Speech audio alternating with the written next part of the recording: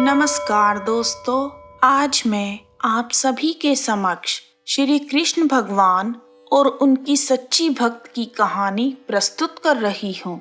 आइए शुरू करते हैं। बोलो बांके बिहारी लाल की जय।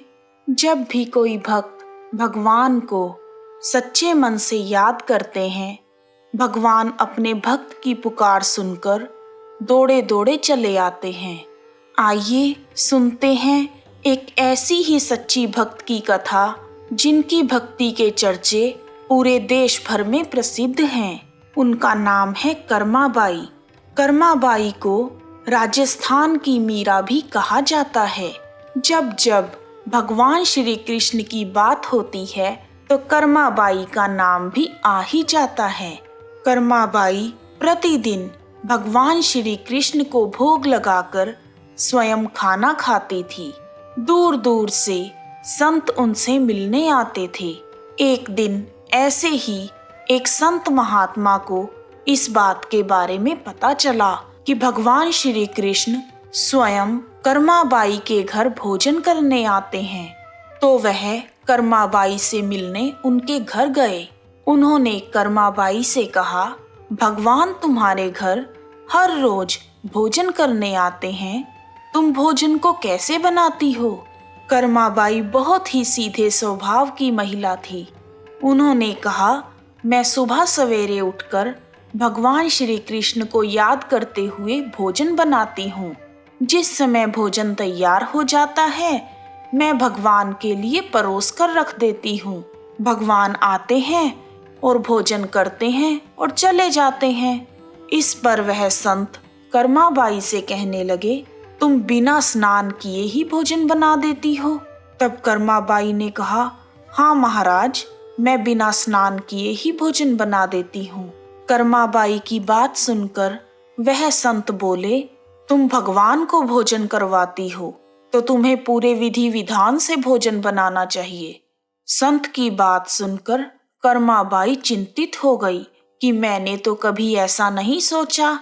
अगले दिन कर्माबाई ने सुबह सवेरे उठकर पूरे घर की सफाई की और फिर स्नान किया।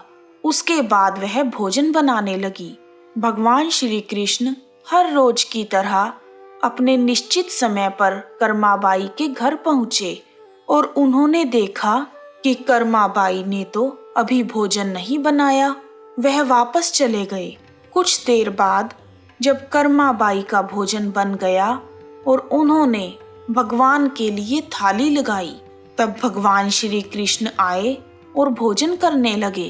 अभी वह भोजन कर ही रहे थे कि जगन्नाथपुरी के मंदिर में उनके लिए बुलावा आ गया। जब भी भगवान को भोग लगाने के लिए भोजन को तैयार करते हैं तो उसे एक कपड़े से ढक दिया जाता है और उसके बाद भगवान को बुलाया जाता है। जैसे ही मंदिर से बुलावा आया तो भगवान श्री कृष्ण बिना हाथ मुंह धोए ही वहां चले गए।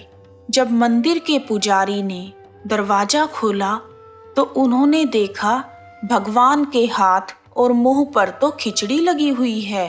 तब पुजारी जी ने पूछा, हे भगवान, आप यह खिचड़ी कहाँ से खाकर आए हैं? आते हुए हाथ तो धो लेते।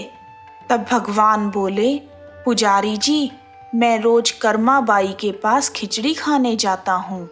वह बहुत प्यार से मेरे लिए खाना बनाती है, पर आज किसी संत महात्मा ने उसे बहका दिया, जिस कारण उसको खिचड़ी बनाने में देर लग गई। अभी उसने मेरे हाथ नहीं धुलाए थे कि आपने मुझे बुला लिया, तो मुझे ऐसे ही बिना हाथ मुंह धोए वहां से उठकर आना पड़ा।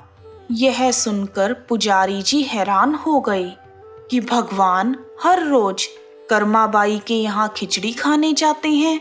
जब यह बात उस संत को पता चली तो वह बहुत पछताया। तब पुजारी जी स्वयं कर्माबाई के घर गए और उन्होंने कर्माबाई से कहा, माई, तुम्हें किसी विधि विधान की जरूरत नहीं है। तुम जैसे पहले भगवान को भोग लगाती थी वैसे ही लगाया करो। पुजारी जी की बात सुनकर कर्माबाई खुश हो गई और उन्होंने पहले की तरह भगवान के लिए भोजन बनाकर उन्हें भोग लगाना शुरू कर दिया। कुछ समय तक ऐसे ही चलता रहा।